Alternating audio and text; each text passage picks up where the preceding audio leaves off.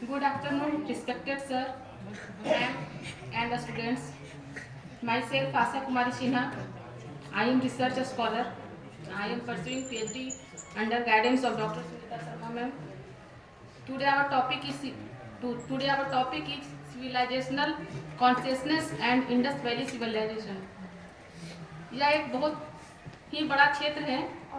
मैं अपनी रुचि के अनुसार इस सभ्यता के अंतर्गत सिंधु घाटी सभ्यता में खेल कूद और मनोरंजन से संबंधित चीजों के बारे में बात रख रही हूँ।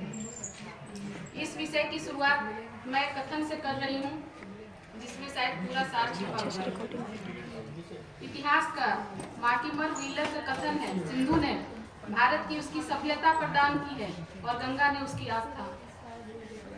यह कथन बहुत ही सटीक है, क्योंकि हमारी भारत की सभ्यता, जिसका आधार सिंधु घाटी सभ्यता है, जिसकी नींव सिंधु नदी और उसके आसपास के सहायक नदियों के किनारे हुई थी। इस सभ्यता का पहला अवशेष मोहनजोदड़ो और उसके पास हड़प्पा नामक स्थल से प्राप्त हुआ था, इसलिए सिंधु घाटी सभ्यता को हड़प्पा सभ्यता भी कहा जाता है। यह सभ्यता भारत की प्रथम नगरीय सभ्यता थी। आज से इतने सालों पूर्व काफी योजनाबद्ध तरीकों से इस नगरीकरण का निर्माण किया गया था। आज जिस तरह से हमारे जीवन में रहन सहन खान पान के अलावा मनोरंजन का महत्वपूर्ण स्थान रखता है, उसी तरह हड़प्पा सभ्यता में भी मनोरंजन का महत्वपूर्ण स्थान था। जिस तरह से बच्चों का सर्वांगीण विकास बिना खेल कूद का संभव नहीं है, सिंधु घाटी से मिले खेल कूद से संबंधित अवशेष को देखकर हम कह सकते हैं कि उस काल में भी इसका महत्व कम नहीं था। उस समय बच्चों के साथ साथ बड़ों के मनोरंजन का भी ख्याल रखा जाता था।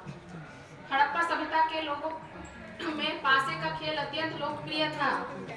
मोहनजोदड़ो से चतुष्कोण गोटियां और लोथल से खेलने के बोर्ड प्राप्त हुए हैं, जिनका प्रयोग चौसर के खेल में होता था। चौसर ही विकसित होकर शतरंज में परिवर्तित हुआ। शतरंज की उत्पत्ति का श्रेय भी भारत को जाता है। आज राष्ट्रीय और अंतर्राष्ट्रीय स्तर पर इस खेल को जो पहचान मिली है, शायद ही कोई इससे अछूता हो। हड़प्पा के स्थलों से टेराकोटा के बने बहुत सारे खिलौने पाए गए हैं। इनमें गेंद, पहियों सहित खिलौना गाड़ियां, पहिए पर बैठे जानवरों, सीढ़ियां, झुनझुने आदि प्रमुख हैं। संग से बने लट्टू प्राप्त हुए हैं। आज भले ही लट्टू का स्वरूप थोड़ा बदल गया है, लेकिन लट्टू खेल गांव और शहरों में दोनों जगहों में देखा जाता है। चौका, बर्तन के सामानों की प्रतिकृतियां, छोटे पलंग आदि से भी बच्चे खेलते थे। चौसर के बाद एक अन्य खेल पिट्टू भी प्रचलित था।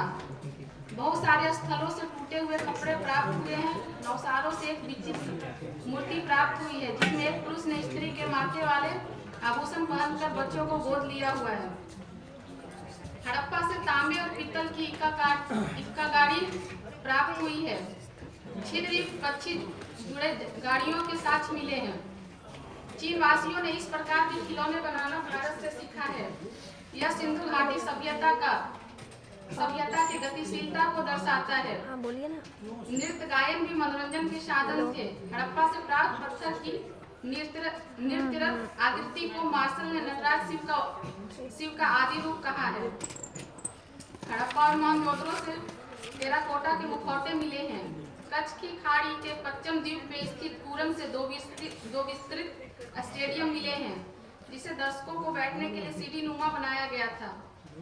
उस समय काल में स्टेडियम का मिलना एक बड़ी बात है, जिसका स्वरूप आज भी देखने को मिल रहा है। खेल ने एक देश से दूसरे देश की दूरी को कम करने के साथ साथ एक दूसरे देश की संस्कृति को समझने का मार्ग भी खोला है। शिकार करना, मछली पकड़ना, पक्षियों को पिंजरे में पालना आदि भी मनोरंजन के साधन थे। इस सभ्यता से मिले अवशेष और वर्तमान की स्थिति को देखते हुए हम यह कह सकते हैं कि यह सभ्यता आज तक हम सब पर अपना प्रभाव बनाए हुए है। लेकिन जिस तरह से आधुनिकीकरण होते जा रहा है और चीजें बदलती जा रही है, कहीं न कहीं पुराने खेलों का स्वरूप भूमिहीन होते जा रहा है। इसलिए हमारा दायित्व है कि हम अपनी सभ्यता की रक्षा करें। जिस तरह से एक पेड़ का आधार जड़ होता है, उसी तरह यह सभ्यता हम सबका आधार है। So let's save our civilization. Thank you.